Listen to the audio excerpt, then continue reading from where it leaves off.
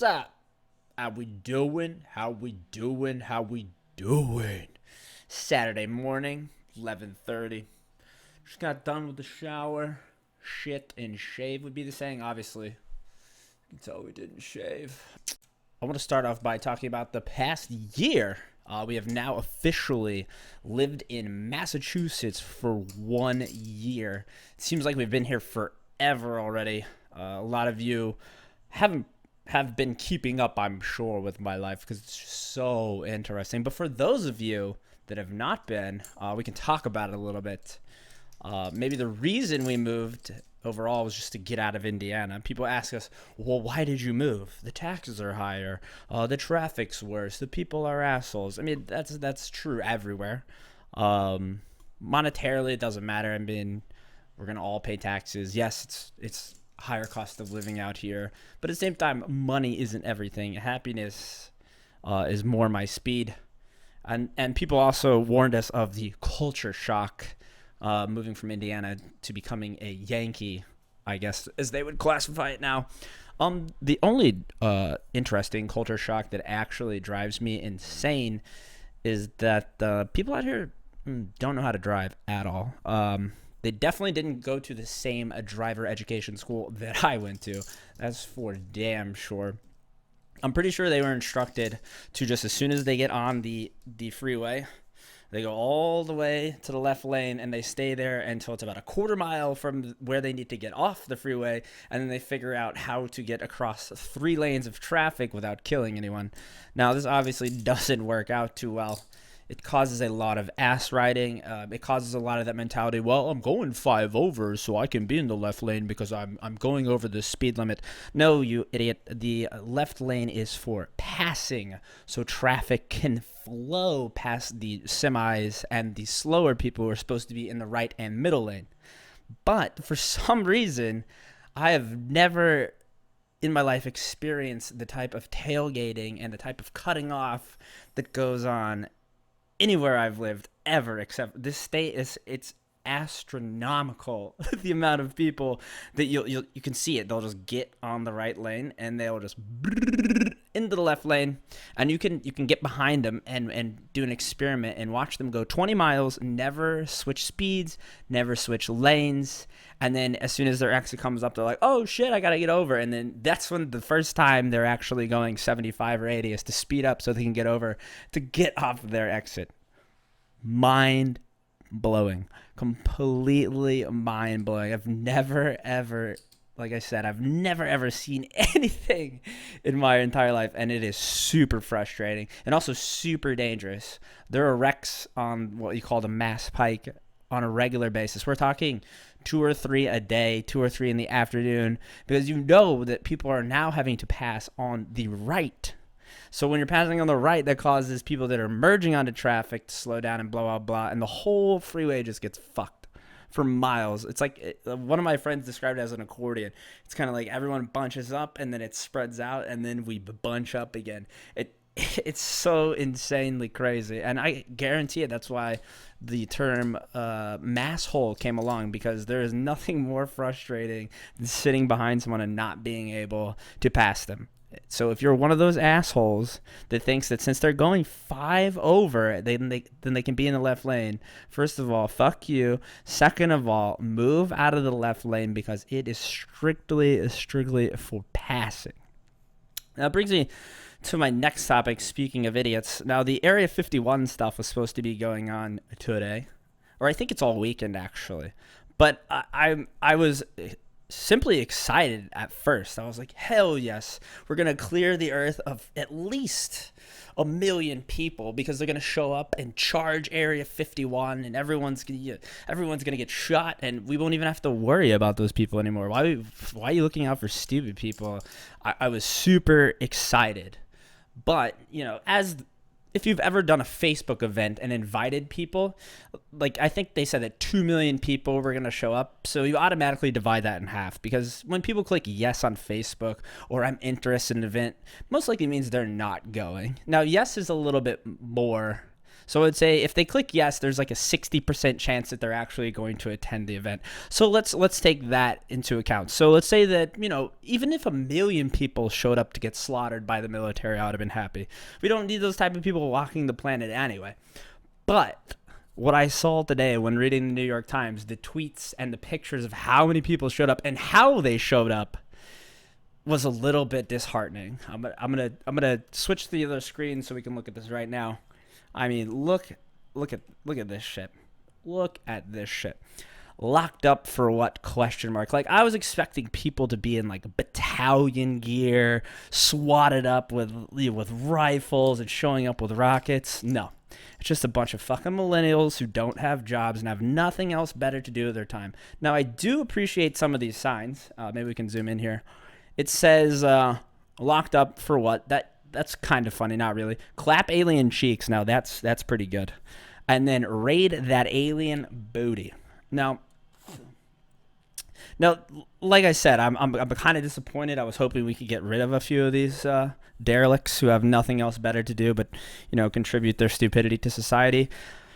But this is very like minimal effort here. It seems like no one has showed up. Maybe more people will show up today. Hopefully throughout the weekend we'll have some more people running. But my expectation can be explained here in this meme. What I was expecting was this. What we got was this. Freaking awesome. Love that. And then also this GIF that I wanted to show. This GIF is fucking amazing. I don't know why that's funny, but it is. Look at all these people behind him and stuff starting to camp out and stuff. So maybe the story will get better, but for right now, I'm pretty disappointed overall. Overall, yeah, very very disappointed in the Area 51 saga. Hopefully it does continue though. Some other ridiculous shit that I saw today while reading the newspaper, New York Times, very liberal news. Yes, that's where I get my media from, but I'm not bringing up any politics today anyway. So we'll allow the New York Times to be part of my my reporting here. So I read another article today where people, this is Six Flags, California. People are going to lay in a coffin for 30 hours. They're literally going to nail down the coffin, drill it in, the screws. And we're talking, it's not a very big coffin, like your standard, standard coffin, standard wooden coffin. Now these people have to lay in there for 30 hours. The prize is 2 season passes to Six Flags and $600 to be miserable for 30 hours. Now, I don't know about you. I think I could make it 30 seconds before getting claustrophobic. Maybe we could go like, I don't know, 2 minutes. But the moral of the story is you give away anything of any substantial value or what people think has value. And these idiots show up for anything. All you get is a pillow and a blanket, which you have to provide. And I think they have designated bathroom breaks and designated meal breaks, which is kind of fucked up. That means they're kind of not in the coffin the entire time. I mean, if it was really hardcore, then, I think more people would not do it. Well, not do it, but less people would succeed, because if there are more than one couple that make it through the coffin challenge for the 30 hours, then on top of that, you have to think about eating a ghost pepper barbecue chicken sandwich, and it's whoever eats it the fastest. So even if you happen to lay in a coffin for 30 hours, you're still not guaranteed 2 season passes or $600, because someone else or 2 other people could stay in the coffin just as long as you have. So I just find it very odd that these people are, they've decided that this is a good idea. I don't know how much a season pass at Six Flags is, but I can guarantee you it's not worth 30 hours of laying in a coffin.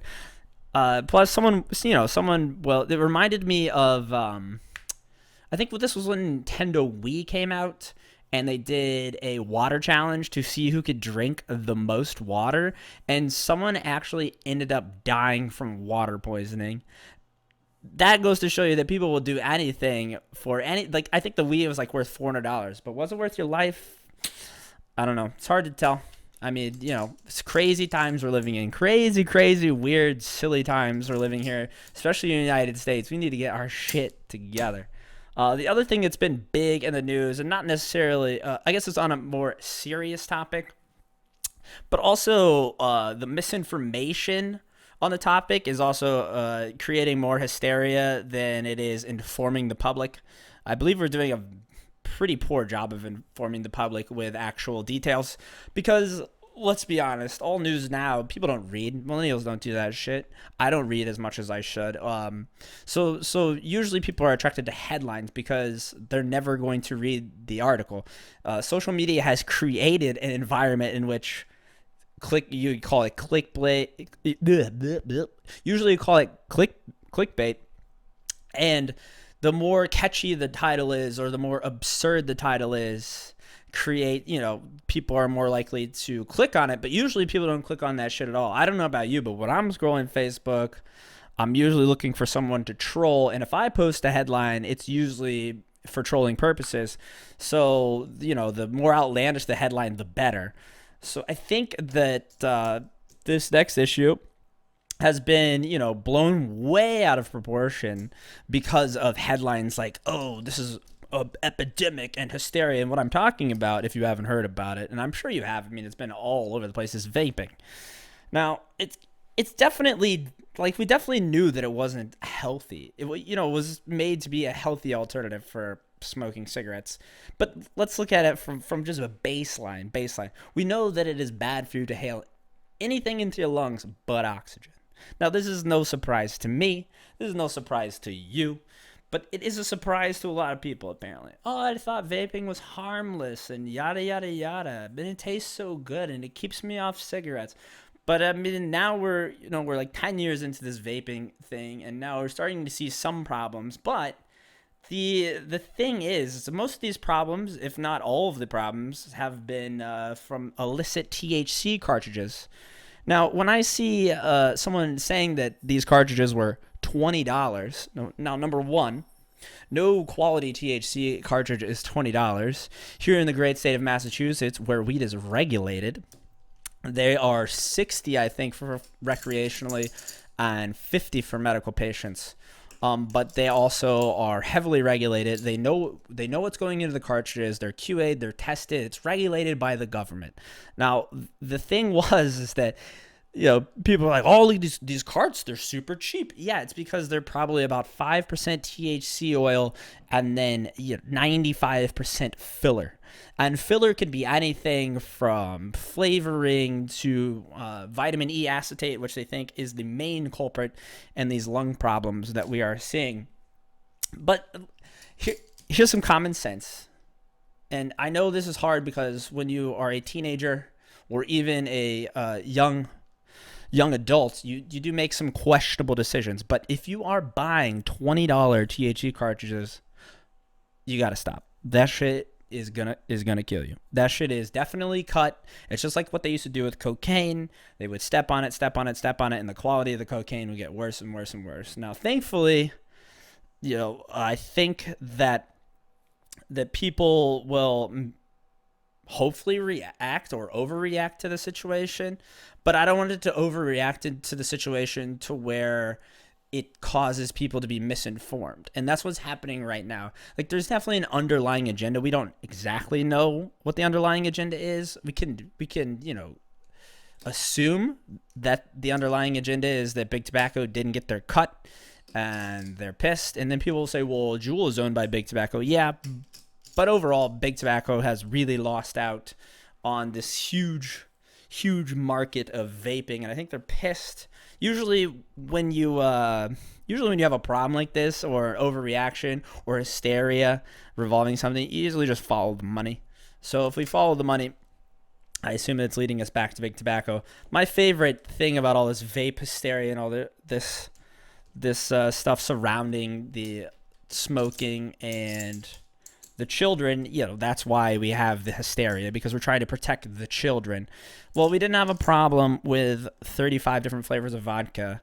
What adult is drinking cotton candy flavored vodka? I'm sorry if you are, but that shit's probably disgusting and full of sugar. That's why your belly hurts when you get up in the morning if you're drinking that shit. But no one had a problem with those flavors. No one has a problem with kids experimenting with alcohol in high school. The problem is parents and kids not being held responsible for their bad actions. Now, people will say, well, Adam, you're not a parent, so you don't know how hard it is.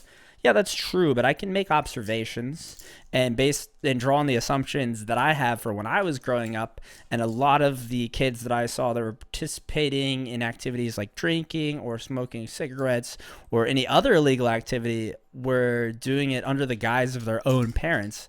So their parents knew that it was going on, or they were even providing those substances for their child, which that goes back to stop trying to be your kid's friend and be a parent and make them, there has to be some sort of responsibility attached to the kids.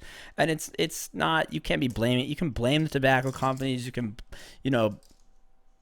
blame all these different flavors and all this kind of stuff. But at the end of the day, we have to, at some point, we have to take some sort of responsibility for our choices. And I think, we're getting to that point where there's just no consequences for bad actions anymore. And it's really driving a wedge into the middle of this country, in my opinion. And it's quite sad. So we're gonna keep up on that vaping and see what happens. I mean, now I think they have 8 deaths, 580 cases. Still, they might sound like a lot if you're reading some article, but more people died from E. coli yesterday. So why aren't were we going to start banning meat? And obviously, like I was saying at the beginning, regulation in all the states where it's regulated, we haven't seen as many problems. And that's probably because people are most likely buying, weed that is regulated. We know what is going in it, like I said, and so we've seen less problems in a state like Massachusetts. I think we had our first reported case yesterday. I don't think they know too many details yet, so we're going to continue to follow this story. But I think the moral of the story is we need to start, taking responsibility for our actions. And, one more thing that I just remembered, actually. At a high school in Alabama, they're actually taking the stall doors off the bathroom they're taking the stall room doors off in all the bathrooms in the high school because kids are vaping too much behind the stall doors. Now, if that's not an invasion of privacy, I don't know what is. So we have to be, there's going to be a very thin line, because I assume that's going to be a lawsuit eventually. I just think it's going to be trouble for that high school if they're allowing bathrooms to have no stall doors to protect the kids from vaping. Just tell your kid to not do stupid shit. I mean, I know they're gonna do stupid shit. I did stupid shit. But the more that you are, mindful and show them respect and or have open discussions with them about these things, the less likely they are to make, poor decisions because they're more informed. One more thing that I wanted to talk about that I saw in the news today. Pizza Hut has a new Cheez-It stuffed, what is it called? It's called the Pizza Hut stuffed Cheez-It pizza. Now, like I said, weird times we're living in here. What is this? This looks disgusting. It says Pizza Hut stuffed cheese pizza filling. Looks like we got some pepperoni, some cheese. Like, who is eating this shit? That looks disgusting. I just thought it was awkward and thought it was silly. It might taste good, probably not, but I just thought it was something interesting that I saw this morning. I think that about wraps it up for the day. I was just trying to get through these first couple episodes, see where it's going to go, see how I'm going to get into the flow of things. Then we'll start getting into the live stuff. But for now, I think I want to figure out the format that I'm shooting for. These first couple episodes might not be exactly what I'm going for, but at the same time, I'm going to get my bearings straight. It's going to require some time, some practice, some effort from me. So bear with me through these first few episodes, and we'll figure it out together. I'm not new at broadcasting behind a mic. But this is kind of a new thing or a new adventure that we're embarking on. So All of your feedback will be appreciated. Negative is way better than positive feedback, in my opinion. If you don't know you suck, then how can you improve? So if I suck, you say you suck, you should stop now. That will be more and more drive for me to improve and get better. But also, positive feedback is good too. All right, we'll talk to you guys later. Peace.